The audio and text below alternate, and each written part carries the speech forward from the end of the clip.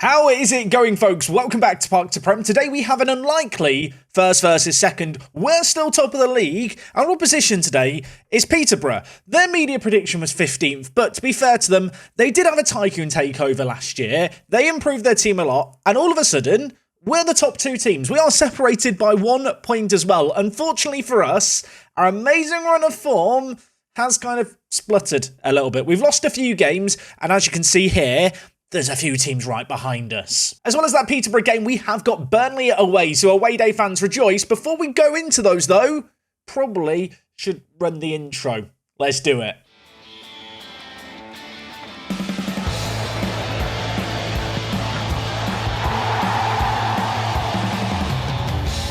So far, our player of the season has to be Carvan Williams. Unfortunately, he's unavailable for this, potentially the most important game of the season so far. He's got suspended. He's been a very, very naughty boy, but, he's been a very, very naughty player in terms of his performances. 11 goals, 12 assists, 5 player of the matches. He has been firing on all cylinders. And, of course, Teixeira, who was our top goal scorer, had 7 headed goals in 8 games.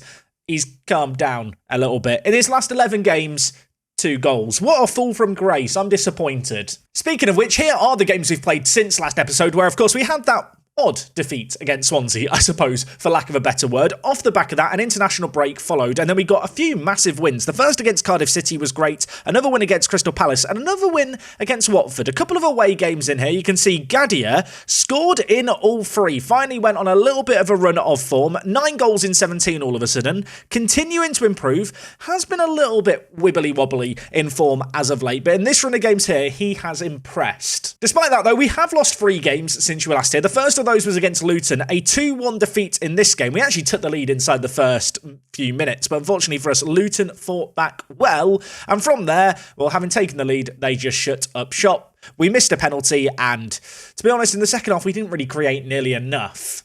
We did get a really, really impressive win against Southampton. They've been underperforming this year. This game was an odd one. We got a couple of goals inside, the last 20 minutes of the game. They got a goal back in the 90th minute.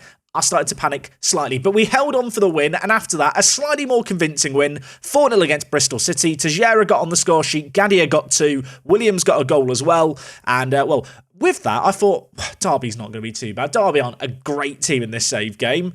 That might be true. They were pretty blooming great in this game here. 4-1, first time all season where I look at our team and just think, we got completely outclassed. This hasn't happened very much this year. This was one such game. No one played well. I mean, if Teixeira gets a 6.2, generally it's a bad day at the office. We did bounce back with a win against mid-table Stoke, but most recently taking on a Reading team, recently promoted, a team with a lot of expectation on their shoulders, having been promoted. Reading. They have, very wealthy owners.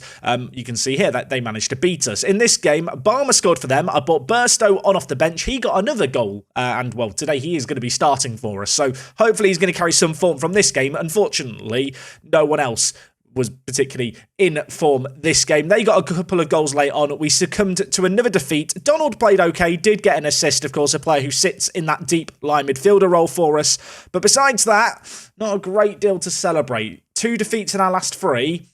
Not really the time I want to see this happening. You may have noticed here as well, I have had to make a lot of promises to players when it comes to potentially selling them. Forbes, Fleming, who of course was one of our backup centre-backs we brought in this year. Truth be told, he's not been near the first team. Haddo wants out, Brandon Charles wants out, Rigby wants out.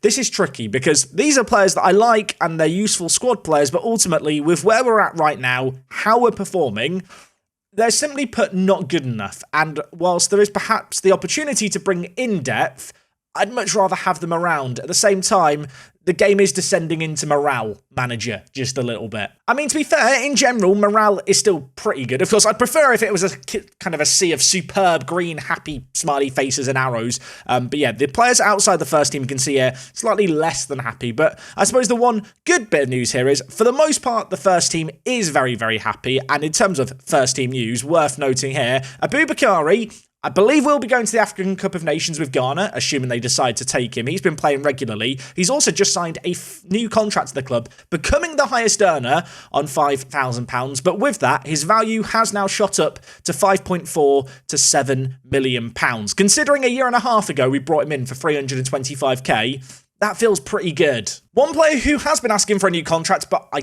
can't afford to give him it, is Tommy Setford. Been an amazing goalkeeper for us so far this year. 10 clean sheets in 18 games is, well, superb. He might be the best goalkeeper we've had so far in this save game. Unfortunately, his agent thinks he's worth a lot more money than I think he's worth. The agent wants between about £7,000 to £9,000. It's been on the higher end when we've talked contracts, but of course, one thing we have to be wary of is the fact he does have this minimum release clause to teams in higher divisions. Will a Premier League team come in for him? I'm not sure. What I will say is he has been playing regularly for the Dutch national team. They don't seem to have any goalkeepers, the Dutch national team. It's the one gap they have in their team. He's been the man filling that spot for them.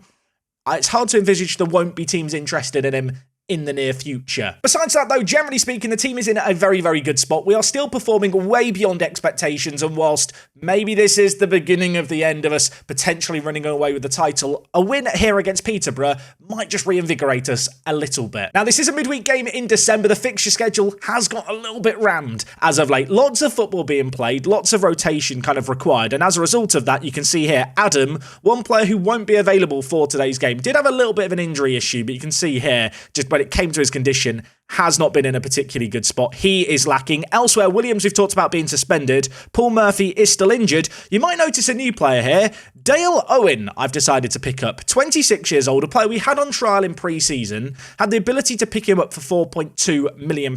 I've decided to do this. I feel like we need maybe another striking option, someone who can also play at centre, attacking mid. We, of course, brought in DC this year, in on loan from Sheffield United. Yes, he's not had a whole lot of opportunities. When I've given him chances, he's not taken them. Dale Owen is kind of my plan B to him. There was some confusion last season about registering players outside the registration windows. I've signed Dale Owens as a free kind of player. Unfortunately, if I try and register him here, I can tick it, but I can't confirm this outside the registration window. I don't know if the registration window opens in January and then is open till March. Some people were telling me in the comment section, if I sign players on freeze, I can register them anytime.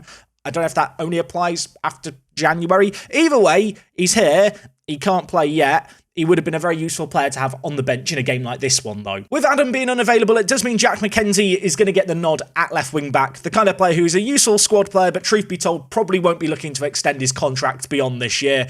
Besides that, though, it is a very, very strong team. Burstow coming in for Kevan Williams, who undoubtedly is a massive miss for this one. But Burstow has a chance to prove his worth today. Okay, this is a really, really big game, an unusual first versus second. It's not often in Football Manager that you see an AI-managed team predicted to finish in the bottom half, challenging at the very top. But Peterborough have been doing that this year. They have added some real quality to their team. Donny van de Beek, I've noticed, repeatedly popping up in kind of Player of the Week inbox item bits. So maybe going to be wary of his presence in the team.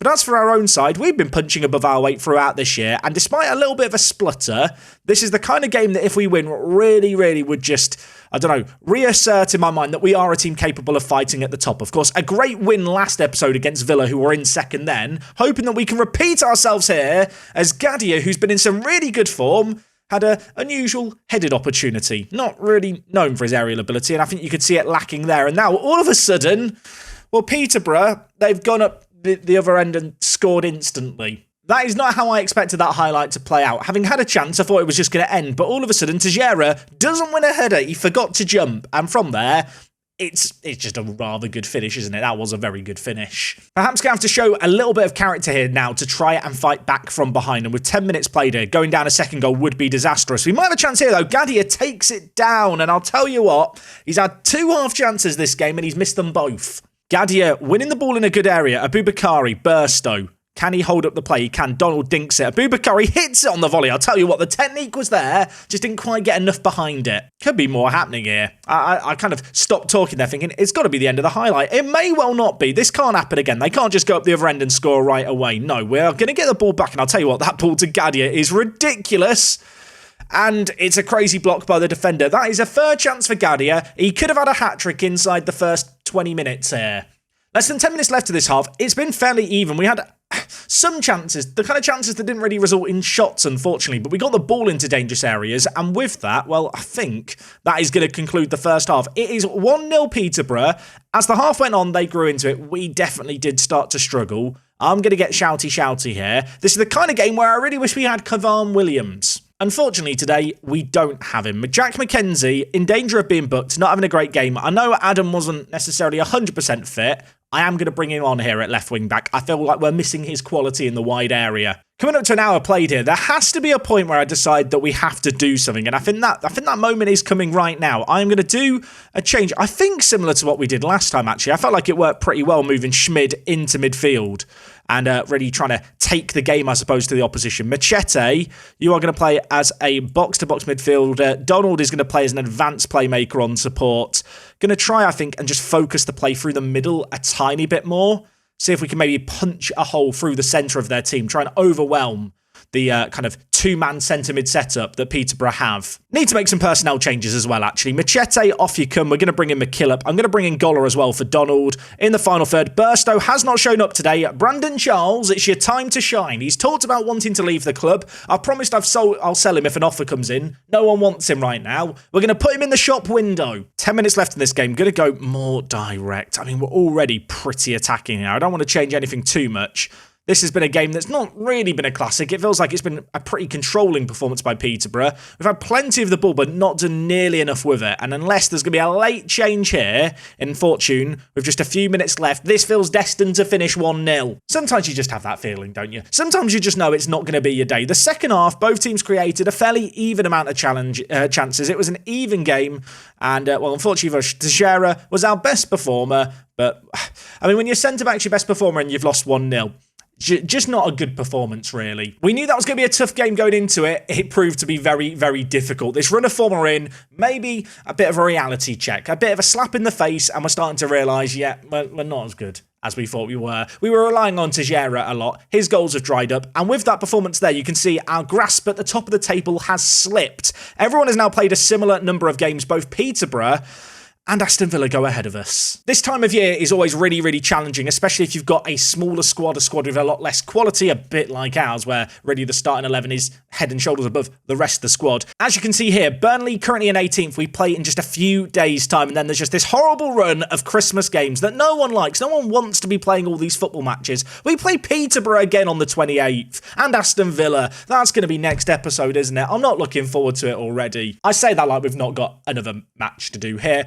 Burnley, away, Turf Moor, not a sexy stadium. Went and did an away day there in real life a few years ago. It was like a decade ago. Wooden seats. My bum's still numb from it. Did not enjoy that, a cold winter's day at Turf Moor.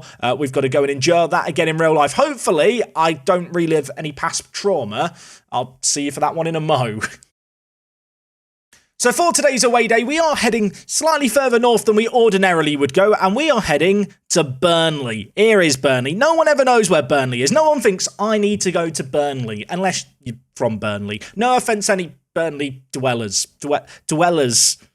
I really have a way with words, don't I? I don't mean offence, I swear. Here is Burnley Stadium, Turf Moor. Ironically, we can't see the turf. It's covered on satellite view. First impressions, cricket club next door. Love that. Good car park. Have we seen an angled car park like this? This is very satisfying, isn't it? Although, not sure you're going to fit a car in there. More parking in the back, and then this thing called the Elite Training Centre. I'll be honest, it doesn't look elite from above. Does it look more elite from here? I'm not sure.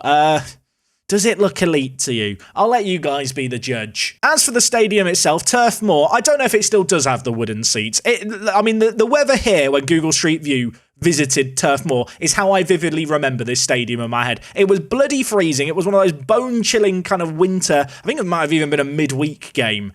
Wooden seats, it was traumatic for young work the space. Not sure about the floodlights. I mean, they are very early park to Prem floodlights at Turf Moor. That's all I'm going to say. I've managed to click inside the stadium and I've ended up, I mean, I don't know what this is. Is it just me or do these seats not look comfy? Like, that is not good for your back, is it? They've got the Burnley trophy cabinet over here. What is in here? What have Burnley won? I don't mean that in a bad way. I don't know what Burnley have won in their history. I mean, it seems full. Burnley fans, please fill me in. Good news, there is a dot in the middle of the pitch. Maybe this is a drone view, or maybe we just get a nice view here. I mean, here is Turf Moor. I'm not seeing wooden seats. They've clearly replaced them inside the last 15 years. You can actually go down this executive box bit. We can have a look at the pitch from every single executive box and how it would look. I mean, it's a nice stadium. It's not flashy. It's not glamorous. It's Burnley. But there's something to love about that, I think. I thought maybe we could have a look at the 3D view, because there's not a load of facilities outside or anything, but Google has not done Burnley justice. Here is Turf Moor, everyone. Enjoy. Classic stadium, above average car park, not a lot else.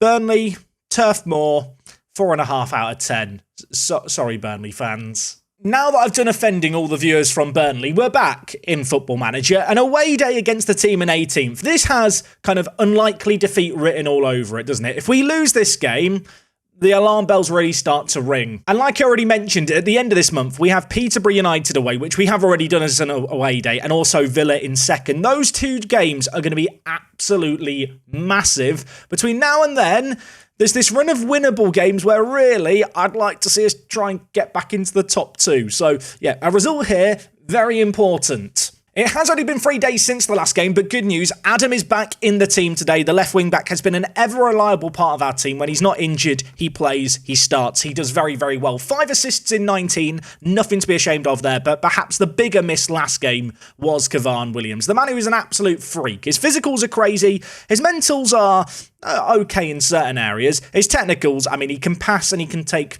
corners. Besides that, he's not got a lot else about him, other than the fact he can run and jump. But for us, he has been absolutely key. He is a man who single-handedly, I feel like, has pulled us into this situation we find ourselves in.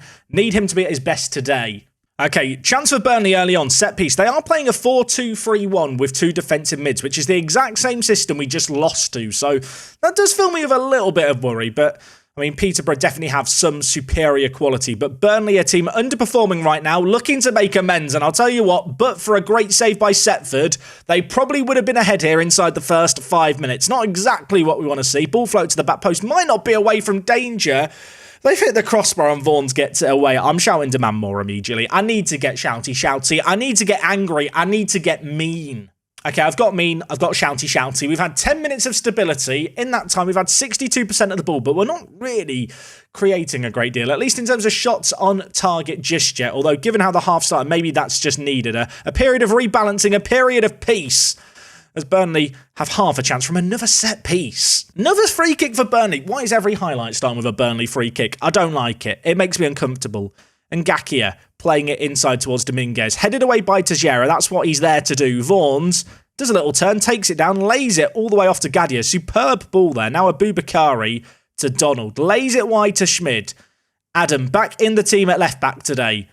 Back to Schmid. Look at this. This is pretty. This is nice. There's a goal at the end of this. Goal of the season contender. It's been passed around superbly. Machete takes it down, dinks it. Williams is there. Takes, well, a questionable touch, but not fully away from danger as we're battling away for the ball. We've got it yet again. Adam floats in. Williams heads it goalwards, but quite a way off target. That was a very long highlight. I know that some people think it. The longer a highlight is in Football Manager, the more likely a goal is going to happen. I don't know if I buy into that necessarily, but I was starting to believe something was going to happen there. And well, maybe something is going to happen. Maybe we're just warming up. We're cooking up a treat. We've got to let the team cook, and cook we shall. Adam bringing it forward on this left side. We missed him massively last game.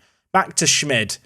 Where is he going to go with the ball? He is going to go all the way back to Setford, who's a little further away from home than I would ordinarily like, but we're keeping the ball well. We're moving it around nicely. Vaughan's plays it inside. Gadia's there. It's a beautiful goal. Is he onside? I think he's onside. Is he on? He's onside. I was scared to celebrate. It's 1-0 here. Build-ups to play absolutely superb here. Nice just passing, but the through ball here by Vaughan's was just crazy. On the volley, first time, Gadia put on a plate for him, and he's gobbled up his plate full of food. He's not spilt it anywhere. We've taken a lead to Tejera. Williams. We are really, really good, I feel like, at just knocking the ball around well, using the full width of the pitch. It's Vaughan's again here. He's going to put it in, and oh my word, the keeper has made a crazy save. Been a pretty even half so far. We've probably had the better quality of chances in this game. We've had a lot more of the ball, and with that, I'd argue we deserve to be ahead at the break. Whether or not that's going to still be the case inside the next 2 minutes remains to be seen, because there might be a little bit more action here. Ball played towards the goal scorer, Gadia. He's going to skip past his man like he's not even there. He shoots, or was it a cross? I don't even know. It's in the back of the net. How's Vaughan scored that? I don't know what's just happened. I thought Gadia had gone for some mad FIFA-esque finesse shot. It was a cross, and Vaughan has scored from an impossible angle. What was this here? Like, Gadia wins the ball, just battles away, and then from here, he floats it, and Vaughan, I have no idea how he scored that header. I've not seen that happen in Football Manager. That's a mad goal. Fair play, Vaughan. He's got a goal and an assist now. And well, with that, we're 2 goals up. There's another kick-off highlight. I want 3. I want another goal. Vaughan's is on fire. I mean, Gadia is on fire as well. He's also got a goal and an assist all of a sudden. It's an unlikely match made in heaven, our right wing-back and our left centre-forward. Donald Tejera. I'll take a third before half-time, lads. It's been a while since we've had a performance like this that I can remember where we've looked so good in possession. Scotty Williams bringing the ball forward here, gives it to Williams. Now Vaughan's, he's already shown his worth. He's tearing them apart on this near side, lays it inside to Williams. He's going to cross it in. Gadia wasn't there. Vaughan's, though, picks up the pieces, plays it in. Aboubakari's effort's blocked. It's hit the post. I don't know how it's not gone in. It's a mad scramble. It's a corner, I think. Can we make anything of the corner? Earlier on in the season, I expected anything from every corner that we had. And I'll tell you what, Teixeira's just... He's hit the post again. I don't know how many times we've hit the post here. We probably should be more than 2 goals up at this point. Half-time, 2-0. Yeah, there was a flurry of chances late on there. Bit annoyed we didn't score a third.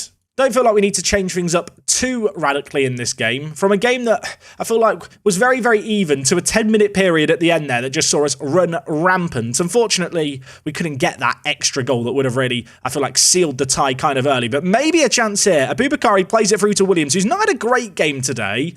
And having missed a game, is he just missing a little bit of match sharpness? Williams last month, he scores that all day, every day. On that occasion, the keeper makes a very good stop, but another opportunity we might live to regret. Ball aimed towards Tejera, but Burnley are going to get it away from danger. Coming into the last 20 minutes, Burnley have done very, very little in this second half. I mean, I've done little in terms of personnel changes. Aboubakari off. We're going to bring in Goller. You know what? We're going to bring in McKillop as well. Adams not actually had the best game, having thrown him into the team. We'll bring in Mackenzie. And you know what? Mason Burstow, come on for Williams. I know you didn't play well last game, Mason, but... yeah, well, we'll give him 30 minutes of a run out here. At 2 goals up, I don't want to say it prematurely. This game does feel like it's in the bag. I mean, QS now to concede 2. I'm a genius. Burstow scores within 2 minutes of coming on. Was it a Mackenzie assist as well? I'm trying to really big myself up here. McKillop giving it off to, well, Mackenzie. Whipped in. Burstow scores. All 3 subs link up. Genius. Genius, everyone. I never doubted myself. Oh my word, there could be a chance here. Schmid is over it. We don't really have a great free kick taker. Schmid as centre-back is the best option, which, unlikely candidate, but I'll tell you what, the keeper's made another great stop there. Burnley, probably fortunate that it's only 3-0. I don't want to say 3-0 flatters them, but they've not been great today, and I'm glad that in front of the away fans, which are, well, scattered behind the goal that we're attacking, we are actually having plenty of action. We've given them something to cheer about today. After the disappointment in the game against Peterborough, good to know that we do still have goals in us, and we do still have some defensive solidity in us. It's a clean sheet. We've had plenty of these this year against lesser opposition. Just need to get a few more of them against the bigger teams. And whilst this result is great, it's kind of impossible not to think ahead to next episode already, knowing that we've got Villa and Peterborough United to play. 2 teams who, unfortunately for us, also won today. So despite a great result here, changes diddly squat. Patrick Vaughan's 9.9 rating, like I said, fell out of favour earlier on in the year, but he's been on a very, very good run of form as of late. 4 assists in 12 starts is a pretty impressive return for the right wing back, and he's the kind of player who I think is only going to get better. If at the end of last episode you were worried that we were just going to run away with the league title and it was going to be a nice simple season, I don't think it's going to be like that. This is a very, very fiercely competitive league. This is a very difficult point in the season. And between, well, now and next episode, we've got a couple of potential banana peels of games. Kind of games that we should be winning, but... well, I know what we're capable of this year. We very often lose the games that I wouldn't expect us to lose. We will be back on Monday for more Parks of Prem action. I hope you guys are excited for it. 2 big games coming up. Be here. It's 12 o'clock, same time, same place. You know the shebang by now. Until then, it's me, Jack, and I'll see you on the next one. I'm out.